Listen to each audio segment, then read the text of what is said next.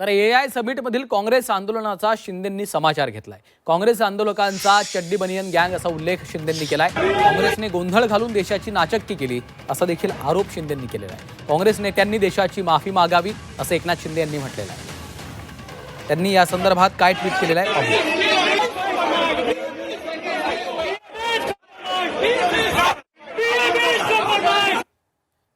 उपमुख्यमंत्री एकनाथ शिंदे यांचं हे ट्विट आहे।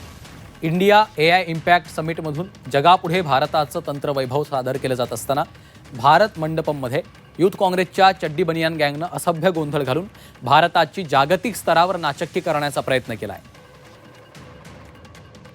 काँग्रेसच्या या वृत्तीची मी तीव्र शब्दात निंदा करतो। हे देशप्रेम नव्हे, हा एक प्रकारचा देशद्रोह आहे। झालेल्या प्रकाराबद्दल काँग्रेसनं आणि त्यांच्या नेत्यांनी देशातल्या जनतेची माफी मागायला हवी असं एकनाथ शिंदेंनी म्हटलंय।